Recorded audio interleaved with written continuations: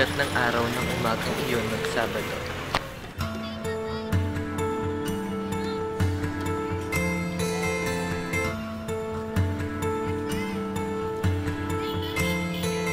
Maaliwalas ang panahon, tamang-tama lang para maglaro ang mga bata at makahalubilo sa iba.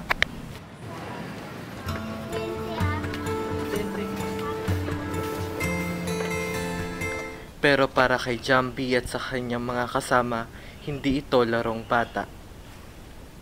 Lahat ng sampagitang mabibenta niya, katumbas ay perang pambili ng pagkain.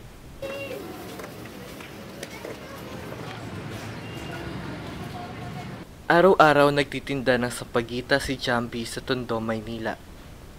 8 taong gulang lamang si Jambi nang magsimulang magtinda ng sampagita. At 5 taon na niya itong ginagawa. Bakit ka nagtitinda ng sampagita?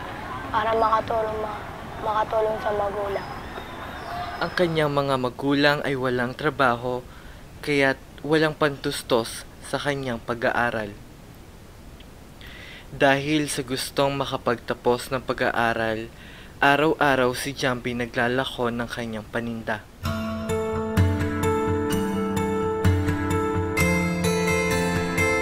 Magkano yung pera na dapat mong maiuwi sa bahay niyo?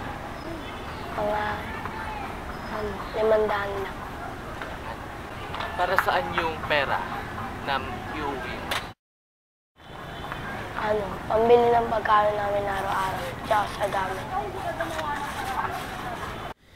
Dahil madalas siyang nagtitinda sa labas ng simbahan, naging madasalin at malapit na rin siya sa Diyos na may likha. Pumapasok ka ng simbahan, ano yung pinagdarasal mo? Sana makapagtapos ako ng pag-aaral.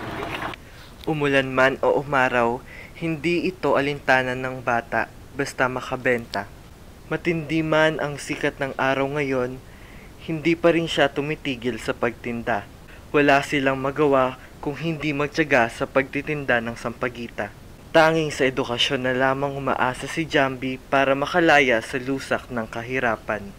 Ano pa yung gusto mong makamit? Ano yung gusto mong matapos? College. College. Paano ka makatulong sa magulang mo? Mag-aaral na mabuti. Pagod man sa umaga sa pagtitinda ng sampagita, pinipilit pa rin niyang pumasok sa eskwelahan. Sa eskwelahan kasi siya pinakamasaya. Dito nagiging bata siyang muli. Naglalaro, nag-aaral at nangangarap. Hindi man siya naiinggit sa kanyang mga kaklase, bakas pa rin sa mukha niya ang kalungkutan. Pumapasok tayo sa eskwelahan para makapagtrabaho sa kalaunan. Pero si Jambi at iba pang child laborers tulad niya, kabaliktaran. Nagtatrabaho sila para makapag-aral. Ngayon kung kausap mo si Pinoy, si President Noynoy Aquino, ano yung gusto mong sabihin sa kanya? Sana lahat ng mga bata ay makapag-aaral. Sana din guminawa ang buhay na mahirap.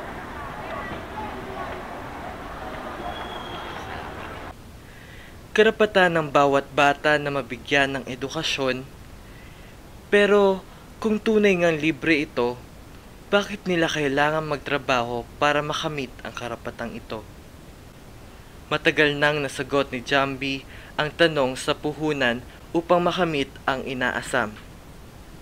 Matagal na siyang naniniwala na walang humpay ang susi sa tagumpay. Ngayon, sa edukasyon na lamang siya kumakapit. Sana magbunga ng biyaya ang kanyang pinaghihirapan. Sana hindi mapagod si Jambi sa pagkamit sa pangarap na ito.